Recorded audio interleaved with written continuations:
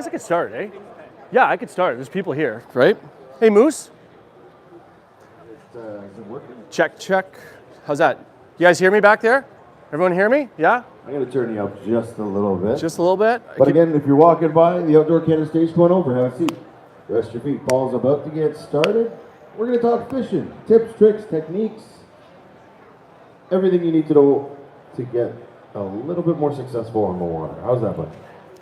Check. Moose, how's that? Can you hear me better? That sounds better. Perfect. Ashley, you can hear me back there? All right, guys.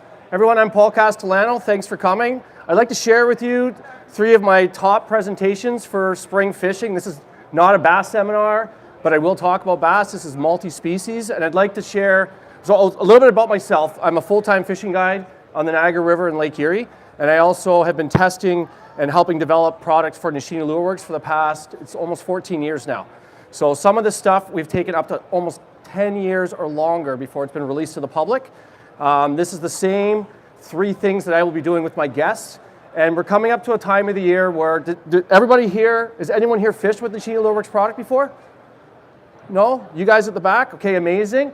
3 things, guys. The first one that I want to talk about is, this is the Smelthead. And this is something that Hiroshi designed and developed. And we initially made it to fish on the Niagara River, and you can see the resemblance there. But using the Smelthead or using jig heads, it's probably one of the most versatile styles of fishing.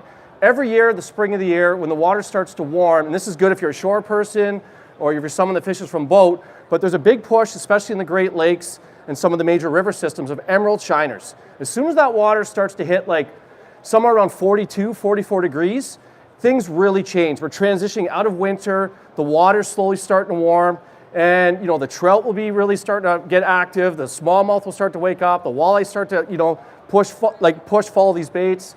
Bays start to warm up, pike fishing starts to get better, and the Smelthead is something that it's really easy to fish, and one of the styles that we developed with this is called the Steady Eddy. It's a really, really easy technique. You could fish it on spinning or bait casting equipment. It's good for multi-species. There's different sizes it comes in. We use it for trout, we use it for walleye, we use it for rainbows, we use it for pretty much everything that swims, but there's a bunch of sizes, and I want to leave this screen up for a second, and there's different hook sizes. I fish this a lot with my guests on a spinning rod, and if I'm using the heavier size heads that you see there, like at the bottom right corner, I'm going to fish a rod that's like a medium heavy. It's got a little bit of a tip, and a lot of times I fish it with braid. 10-pound braid, I use Daiwa J braid and a fluorocarbon leader, maybe 10 or 12-pound test, but it allows you to get like a super long cast, bomb it out as far as you can, let it fall on a tight line, and that steady eddy I was talking about, and this is good off a pier, this is good for lake trout, like I said, this is good for pike, anything, is we just do the steady retrieve. Keep the tail moving. You can put all kinds of different plastics. I've got a paddle tail on here. You could fish larger size paddle tails with it, or smelt imitations or straight tailed imitations. I don't do a lot of jigging on the bottom with this, but a lot of times I'm looking for fish that are hunting. And a lot of times with minnows, there's always a few stragglers that are dying, sick, or weak, and there's fish that will be actively looking for those, and a lot of times will feed upright. You can fish on the bottom of this, you can drag on the bottom, no problem. But they're really nice, and you're going to snag them, and that's part of fishing. It happens. But that steady eddy, finding that pace where, like, say we're off a pier, or say when we're boat and we're in 10 feet of water, you hit the water with your bait, start reeling right away. So now you're kind of like just below the surface, throw it out, let it sink to the bottom, and bring it all the way back. You can fish it on bait casting equipment. I do like to fish it sometimes on straight fluorocarbon, but again, only with the heavier sizes.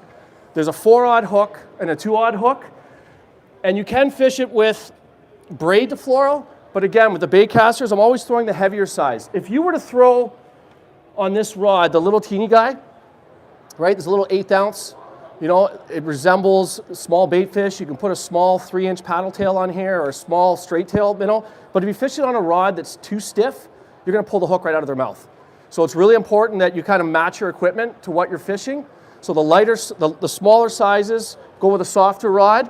And having said that, if you're on shore, you know, and you're trying to not get snagged and you want to fish like shallow rocks, or you're in a boat and you want to fish a shallow bay, you can go to the larger size hook with the lighter head, put a bigger plastic on it, and you know, it's really nice because it will glide through the water much easier. But this is a technique that, you know, if you guys were on my boat or you guys were on my boat and we were out on Lake Erie, this is one of my go-tos. And I'd be like, you know, you guys fan cast this way, long cast, cover water, you guys cast this way, but it's a very easy way to fish. You know, you can use other jig heads, you can use other baits, but the Smelthead is one, like it's got amazing detail. There's something about the eye, the way it reflects light, and you don't just have to do the steady eddy. You know, you can fish it vertically, it hangs really nice. You can fish for suspended fish, you can make contact with the bottom, lift it up a little bit. So that's another thing I get my guests to do. Niagara River, we're drifting, you know, you drop it, so you know, the bait is just resting in the water column as you're drifting, you know, little shakes. That's another good style. You can find bottom easily. You see the slack in your line, you know, you pick it up. And a lot of times, if you're in a boat, you can do like a half turn to get a height. You can do a full turn, and you can see how high it is. But sometimes with this bait, that's what they want. You know, everybody, you know, how many people have a boat here? Anybody? Okay, so you got electronics on your boat. You see those fish down on the bottom. What do you guys do normally? Drop straight to the bottom. Right? And that's okay, because sometimes that's what they want. But I found over the years that there's always fish, especially in the spring, like they're on the hunt. And there's ones, we haven't talked about this, but you have clear water or dirty water, but typically the clearer the better. If you have clear water and there's fish down low and it's the spring of the year and you know there's bait fish in the area, there's always fish that are willing to like blast over there and grab it. You know, and I've seen them come like 8-9 feet off the bottom to hit something. So if you have a boat and you see fish on your graph, and you're fishing the Smelthead with whatever style bait it is, you know, say it's a fluke, which is a really good one too, or say it's a Dropshot Minnow, or whatever the case may be, try that technique where you drop it down, you see it on your 2D, or you see it on your whatever graph you have, and do that like one turn technique or two turn techniques, hang it over their head. Don't overwork it. This is one too, like I don't do much with it, maybe like little quivers, that's all you need. Get the tail going, little quivers. You can rip it, you know, you could jig it off the bottom, but this was designed to kind of fish that mid-column, suspended fish, and even the reeling part, that steady eddy, I don't do a lot. And it's one of those things like everybody's, you know, you want to twitch or you want to move it. We've had more success over the years testing with just getting that tail swimming or just getting the forktail gliding in the water, but less is more. Less is more. So play with you know, if you've got deep water, you get a great cast with the heavier one, and it's super easy, and you can really match it with whatever you want. The 4-aught is on a Gamakatsu, you know, which is a great hook. It's an O'Shaughnessy, light wire, really nice. The 2-aught is on an owner, so again, like really good steel, really good quality hooks. But the Smelthead is one, you know, under a float. Anybody fishes for trout, you know, it's another thing. Like backing up here. You know, we get a lot of trout. Like they love minnows. It's not just the Niagara River. You know, trout spend their entire life out in the lakes. They enter rivers, they leave rivers. But everybody's, you know, well, if you haven't done it or seen it before, you normally tie in row bags or using flies and those are great. But the smaller size, you know, with a little plastic forktail or with a little paddle tail under a float, you know, and it might look weird to you, but you might only be fishing it again. You know, top of the float, jig, right? Exactly, little twitches, little pops, you know, let it go in the current, but even in the lake, still water, flat water, off a pier, it's a different look. So if you're fishing for trout and, you know, you've tried your other techniques before you leave, it's a sleeper for some people. It's been around for a long time, but it's a deadly way to fish for, like, you know, crappie obviously too, and bass under a float. Pike like it too, that's the only problem, they'll take it. Right, but everything that swims in the Great Lakes, everything that swims in any lake, they eat fish, they eat minnows. So it's nice too. You don't have to deal with, like, trebles are great, but sometimes you don't want to deal with trebles, or sometimes it's too much. So it's subtle. It could be, you know, very finessey, and it's super versatile. So under a float is another thing to fish it. And again, just match your plastic to the hook size. Smaller plastics. Smaller hooks, lighter weights, sometimes shallower water, sometimes lighter weights in deep water because you don't want it to sink down. So, you know, a handful of those and a few of your favorite plastics is it's caught me personally a ton of fish. It's caught a lot of my guests, their personal best. You know, if you're, like I said, it's spring, it's just around the corner, and it's, uh-oh, we're frozen. We're frozen. Technical difficulty. Uh-oh, here we go. So yeah, the spring of the year, it's one of those techniques, again, for literally everything that fishes, whether it be in a harbor you're fishing or in a boat or in a river, that, you know, if you haven't done it, it's been extremely successful for me and my clients and me on my own. Next topic here is, you know, anybody here fish jerkbaits? Yeah, a little bit? Yeah, the guy back there, thank you. Okay, so the spring of the year, again, colder water temperatures, again, rising into the 40s. That seems to be a magic thing, somewhere between, you know, 41, 44, right up into the mid-50s until the spawn starts. But the jerkbait, you know, especially, like this is the Erie 115. There's a deeper model, which is the MD, and then there's the SD, which is the shallower model. This is a pretty special, unique bait. This is the one here in my hand, the MD, that was tested and tweaked for 10 years, like literally 10 years. So they all look the same, but every one of these baits has been tailored and very specifically designed to do a certain task. This one here, again in the spring, shore or boat, it's kind of unique in the sense that, do you guys see that little external weight that it has on it? You know, so it comes with this weight pre-attached on here. It's going to keep the bait nose down, and if you leave this bait with the weight full, it sinks about 1 foot per second. So Hiroshi and I, with some of the testing, we've actually caught smallmouth in Lake Erie in 36 feet of water on jerkbaits. Takes a while, got to let the bait sink, but it will get down to whatever depth you want. If you remove the weight completely, it's a very slow float. If you cut it halfway, it's a suspending jerkbait. And the weights are removable. You can put a double on if you want. We've done the double in some pretty serious current on the Niagara for browns and had great success. Lake trout also, but the trick I find with this bait, and you know, anyone that does fish jerkbaits that I find from Southern Ontario, they work it very aggressive. Everyone's really hitting it hard. And this bait here was not designed to be like that. So if you've used it before or haven't used it yet, less is more, right? And when the water's cold, I'll back up a bit. So let's spring pike. It's happening, right? When the water's cold, long pauses. Like sometimes when the water's in the low 40s with my guests or myself, like we'll count to 15, we'll count to 30 in between twitches. If you're in current, you know, in a boat, you know, you can twitch it and you just glide, so the bait keeps moving. But I think one of the things is just remember that even though it's spring and the water's warming, they're still pretty lethargic, and they take like a little bit of time to kind of like activate, but they definitely bite. I've got a bait caster here. You don't have to use a bait caster. My preferred length with a bait caster though, this is a Daiwa Tatula, it's a jerkbait rod. It's a 6'6", so it's really short, but I like it because, don't break. I like it because I can work it. Little pauses, and I'm gonna show you guys something here. If I get my line tight right now, so if I pull it towards me and then drop my tip back, you see how I have that slack now? It's hard to see, but if I pull it, maybe this will work. So if you're jerkbait fishing, bait caster again, 6'6", 6'9", 7 foot, whatever you want. I'll talk about spinning rods too. I don't mess around with light line with these. 16, 14, maybe 12 pound if I want to get it down deeper. But a lot of times I'm running 14 or 16 pound. Personally, I like straight fluorocarbon, and I'll get into the braid to fluoro. But one thing, and Hiroshi taught me this, like I grew up using like old school Rapalas and Smithwick Rogues, and jerkbait fishing for bass, now I'm going to relate to, was always very aggressive. We're always hitting it really hard. And this lure here was not designed to do that, but I think one of the most important things, like see how I pull it towards me? Can you guys see my rod tip, how it's kind of bent?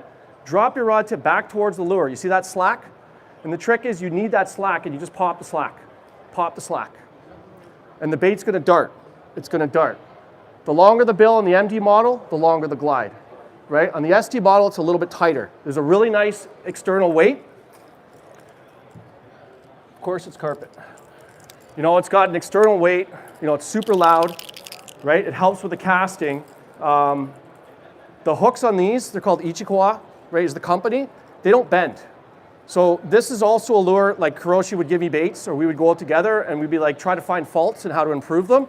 and we went through different hooks, but the ultimate test is lake trout and salmon. So this has become one of my go-to spring baits for flatline trolling, for kings, for lake trout, especially in that like 10 to 12 foot zone on a board, right? So in testing with this, and I didn't leave the full weight on, we were doing like a suspending model, so a half cut. But in testing, you know, you get these lake trout or king salmon that are anywhere from like 10 to whatever, 20 pounds in the net rolling around. And that is the only time I had some damage, was a salmon in a net rolling, which is if anyone has caught a salmon in the spring, they know how like strong they are, feisty they are. So we've caught pike with it, but it's also an amazing trolling bait. We've caught walleye with it. We've caught all kinds of trout with it over the years, and obviously largemouth and smallmouth too. But rod choices, if you are going to fish it, because it's a larger bait, right? There's those two models, like I said. There's the SD. You know, I know it's hard to see, and if you guys have any questions, you can come up after or go to the booth and I can show you. We got the product there. But the SD just has a smaller lip, right? And you can see it's the top, I believe it's the top one there, and it's also the third one down. So there's the SD model, and this is my personal favorite. I don't know why, I just have a lot of confidence with it. We've caught a lot of fish with it. It's easy to use, but they're bigger. See how big they are? You can't use a rod that's too light. Like if you put this with like 8 or 6 pound or 10, even 10 pound, like you can do it, but it's better with a stiffer rod, and it's better with a little bit heavier line, right? Because you don't want to lose it, right? Because they have a bit of weight. So the spinning rod, I'm going to use the same rod. This is a 7.4. It's a Daiwa Elite, but it's got some jam. You know what I mean? It's got a bit of tip, but it's got a ton of backbone. And so if you're a spinning rod person, the opposite. I don't mind a little longer rod, right? So you get that little cadence going, or if you're going to hit it harder. But a lot of times, like you do that pull, you get the line tight, drop it, so you got that little bow in the line, pop the slack. Pop the slack and wait. Watch your line. There's so many times you'll just see, that's all you get, right? Pop in the spring, let it sit, pop, pop. Do a false cast, kind of get used to the cadence, because you can tell, like if you hit it too hard, it will jump 180. It's kind of cool. But if you hit it too hard, it's going to foul, and you're going to lose confidence. And I think that's one of the things with the jerkbait, that if you don't fish it right and you don't catch fish with it, you don't get confidence. But that same cadence, that slack line popping for all the species has been deadly. The trolling thing was something that I didn't think it would be, you know, as effective with trolling as it was, but it's like literally one of my go-tos now. So if you guys are out in my boat with me, there's going to be a bunch of those, and for sure we're going to have 2 of them or 4 of them. I don't do a ton of trolling. Spring of the year I do, though, just because of the opportunities where I live and where, like out on Lake Ontario. But it has become an amazing go-to troll bait. Anybody have any questions? I talk a lot, so. No? You good? Okay. So the Erie 115, MD and SD, again, for that cold water period in the spring of the year, that's approaching. You know, you can fish other jerk baits too, but it's been like, again, these are my go-to baits, years of testing, and I go based on results. It's not, you know, there's all kinds of baits I use, but these are ones that consistently I work. And the jerk bait, I haven't broken one. Unless you hit a rock or smack the back of your motor or hit the ground with it, but I haven't broken it on big trout. I haven't had the hooks bend. I haven't had a lip break off. And there's baits that I use, there's other baits that I use, and they're great, but they break. So quality is number one, and results are you know, proven. This next one for me, I talked about the Ichikawa steel, and actually, if anyone's curious about those hooks, come to the booth, take a hook, check it out for yourself. Put it in your hand, kind of bend it, get a feel for it. You'll notice on a lot of, you know, high-end jerk baits and high-end baits, the hooks are very light. You know, the baits are great, the hooks are good, but they bend, they break. Okay, lots of colors. You know, I haven't talked much about clarity, but it's not just a clear water thing. If you're dealing with, like in the spring of the year, you might have muddy water, you might have stained water, you might have crystal clear water.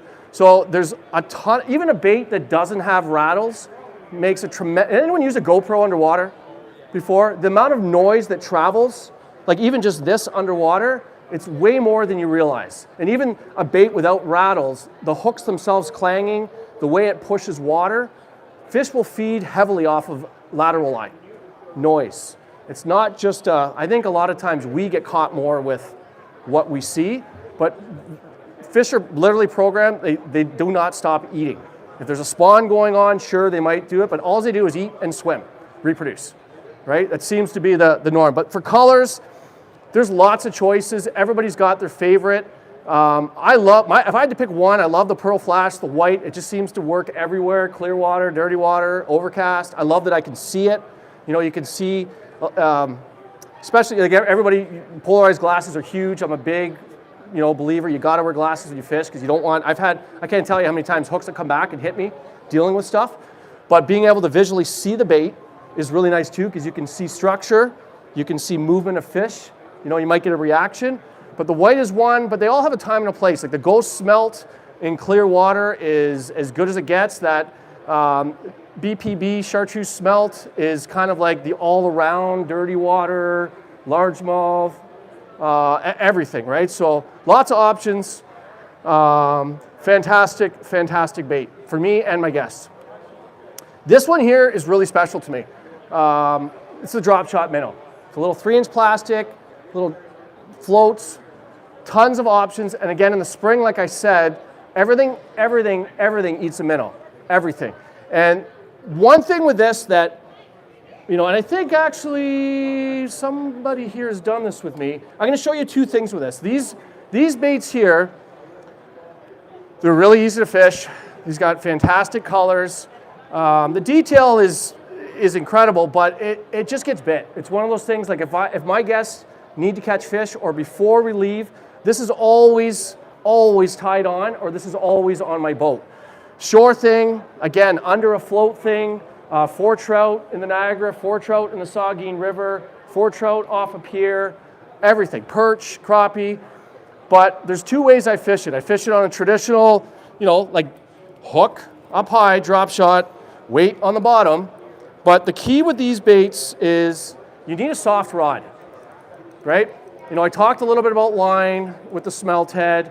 I'll back up a little bit, or this will relate also to those lighter Smeltheads, but we'll stick with the drop shot. You can't fish this on heavy stuff. If you use like 10-pound braid will work, but it's not as good as 6-pound J-braid or 8-pound braid. Light line, 6, 8, 7-pound fluoro leaders. Braid to fluoro, I do a lot. You can fish straight fluorocarbon. You can fish straight braid if you want, but the key with this for success has been lighter line. And you guys see this tip? You need that. You really need the tip. You need the soft rod. I prefer it on spinning as opposed to bait casting because it is a finessey thing. Anybody here fish a drop shot? It's not just for bass. Okay, like we drop shot for lake trout, we drop shot for walleye, we drop shot a lot. When I want a bait to hang in one spot, if I want to fish slow, if I know there's structure there and I want to give them a different look, it's one of those baits. But I'll share one thing, 2 things, 3 things with you guys that's been really good. So you make a cast out wherever you are, shore, boat, whatever the case may be. And my weight, I don't move it. See how my line is slack right now? See how I make it go tight? You can see it in the rod tip. But a lot of times just shaking the bait and not moving your weight, you can let it drop down. A lot of times that right there without too much, horizontal movement is what they want. Let it sit for a long time. You can pull it towards you 5 feet and repeat that. Pull it 5 feet towards you, repeat that. Or sometimes it's just literally like you're just making little pitches to a spot. You let it sit there, watching your line. I keep the line taut, but I will give it slack. I pick it up if I can. I got to move it now because it's not pinned. But just less is more. Sometimes dead sticking it because you can't see it now, but in the water, there's current, regardless of where you are. Even in a pond, if there's wind, there's current. It's very rare that it is dead still. So that bait will move like crazy. It's very easy to fish. But the drop shot is one thing that, it just works. But the light line, light rod is key, and the height. Sometimes I'm this close. You might use some of the brown colors or the darker colors. It resembles a goby. If you fish it higher, sometimes I fish it this high, for real, because that same thing, they want to come up on it. So play with your height. It is nice if you're in snaggy stuff because you just lose your weight if you do it right? And you lose a bunch of them, it's part of the game. The hook size, again, I use a lot of times, like there's a size, let me see what I got here. Yeah, so the Ichikawa, the CT5s, but the size 1, size 2 hook, phenomenal steel. It pairs really well with it. You can thread it right on or just nose hook it. Again, if you want to see it, it's really easy to fish, guys. But that pairing with that size 1, size 2, with the 3-inch Dropshot Minnow on the light rod. That's another one of the spring it's an all the time thing, but it's a spring thing for sure. The one thing in the spring, or anytime, but we're focusing on the spring right now, it's the same bait, and this is just, again, really soft rod is key.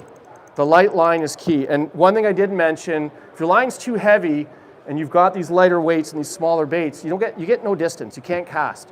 With light line and a soft rod, I can fling this thing, especially if you have wind on your back, and I get the feel, right? And you could let it fish, you could fish this at 2 feet of water, you can fish this at 45 feet of water. There's no rule with it.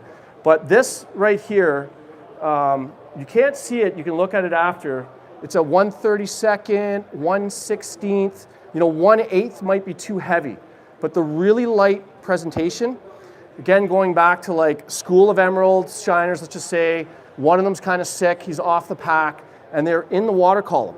So this is a very glidey, floaty kind of feel, if that makes sense.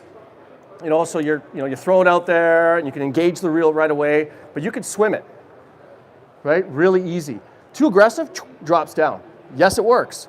But the key I find in the spring a lot of times is that light head. Doesn't snag much. It catches, again, you could swim it. You can bump it on the bottom if you want. You could swim it past a stump. You could swim it back, whatever. But that light head and the light fall, this is this is my go-to. Has been for years. I've literally caught everything that swims in the Great Lakes on these. Kawartha lakes, back lakes. Easy to fish, gets bit, catches everything. It's also an amazing follow-up bait. If you're using your jerk bait, pop, you're doing your thing, Mr. Fish comes behind it, buggers off. This is one of those baits that you can throw back. It's always laying there. I'll leave it like in my boat, it will be like this, dangling. I see a smallmouth with a guest, I'm like, fire it out there, kind of lead them. It's caught so many fish for my guests and myself over the years, but it catches everything and it's easy. Very, very, very easy to fish. If you like it a little heavier, there's different styles. This is a little tungsten head. You can fish it on a little lead head. Here's another one here. It is so micro. I don't know if you can see that, but the key with this again is less is more. Lightweights, let it fall slowly, light line. I've got a little heavier here. This is like a little cone guy, right? But that's almost too big. Now I'm getting into that. If it's windy, right, you're dealing with a lot of wind, or you want to get a little further cast, or it's a little bit deeper and you're not patient enough to let it sink, because it does take forever to sink. But don't go much heavier with this. If you're going much heavier, that's where you can put a heavier weight on the drop shot and still get that neutral kind of glide. So Dropshot Minnow, it's again one of my just absolute favorite go-tos. Super easy to fish. This is not just a bass thing. It literally catches everything that swims, but making sure that you have, the lighter rod, the lighter line, it's like a finesse fishing. This is all Daiwa equipment. It ranges in price, but it doesn't mean you have to spend on the most expensive, but make sure the action is right? You can fish it on straight braid. I seem to do best with braid to fluorocarbon. You got to learn the knots to join them. There's a couple different ones. They're a little time consuming. And then my leader length, I make them long. I'll run 15 to 30 feet because you're cutting back. And if it's windy, you don't want to tie that knot in the wind, at least as possible, right? As little as possible. But those right there, that is, really 3 things that I think if you have any questions, ask me. But if you try some of these things in the spring of the year, as the water starts to warm up in the 40s, I guarantee you, you're going to have, wherever you are, you're going to have success. Match your equipment, match the plastics for whatever forage you're trying to resemble, or try different sizes. Have the right line. You don't have to buy the most expensive gear, but these are the same combos, this is the same stuff. This is what I do for a living. This is how I support my family. And I've been doing it full time for 21 years now, and working with Nishine Lure Works, testing and helping develop product. This is Hiroshi Nishine, everybody. This is the man that designs this. I have never seen so much attention to detail as this gentleman here. So there's a difference. There's lots of baits, and there's a lot of good baits, but it's the attention to detail and results are what really dictate to me what I'm going to tie on for people that come and book me for charters. So if anybody has any questions, now's the time, or I'll be at the booth. You can come over and we can look at product and talk fishing. If not, Anyone have questions? No? Oh yeah. Okay. I forgot. I want to show you guys something. It's going to be super hard to see, but Hiroshi just came out with this. It's going to be available in April, I believe. Yeah, so there's never been a drop shot hook, and that's tough to do something innovating. There's never been a drop shot hook like this. You tie it with a snell, which is a type of knot. Your hook will always be straight. The way that I tied that there on the other hooks, the knot may roll, and your hook may fall to the side. This one here, and I'm going to be honest, but I mean well, when he first gave me these prototypes, my biggest complaint was I couldn't get the hook out. It's in the upper palate of the smallmouth fishing now, we're related to. But it was in the upper palate every single time, and getting the hook out, I had to use hemostats because I couldn't get the hook out, which is like a good problem, a really good problem. And it's this is a thing I think if you're curious about it, you have to put it in your hand to see it, but it's just how you tie it, and the position of the hook is always true, it's always straight. And when fish eat it, I was like no joke, every time. The one picture you saw was in the corner, very common. Yes, sometimes they inhale it, but every time it was in the upper palate and difficult to remove. So if you're, I don't know, an aspiring tournament angler, or you're having trouble drop shotting, and it's a hook that I would definitely consider. The knot, it's the knot, the instructions are on the back. Pretty cool, pretty unique, and available in April? Yeah. Anything else, guys? Anyone? Yeah. Tossing that jerkbait and letting it sink in like 30 feet of water. Yeah. The angle of the line, are you finding that's affecting the way it behaves at all? Like, is it nosy? Okay, so the question was, in deep water, when I let it sink, is it affecting, because of the angle of the line, is it affecting the action? No, because essentially, there's that, I talked about the sideways rip, pop, but a lot of times throughout the cadence, throughout the retrieve, I'll throw an upper, just to make it, you're always looking for, like the jerkbait a lot of times, if it's, you can reel it too, but does it affect it? No, it doesn't, because you're still getting a tight line.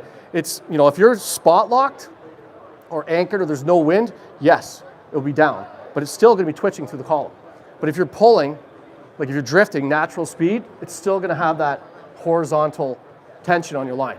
So it doesn't, I wouldn't say it affects it, but now you're working up the column. You're in 30, it depends on how rapidly you pick up line, right? I didn't talk about gear ratio with that. That's okay, yeah. Any other questions? No? Anyone? Okay, guys, thank you so much. Again, I'm Paul Castellano from Cast Adventures. If you have any questions, come on over to the booth. Thanks for your time. Hope you have a good day.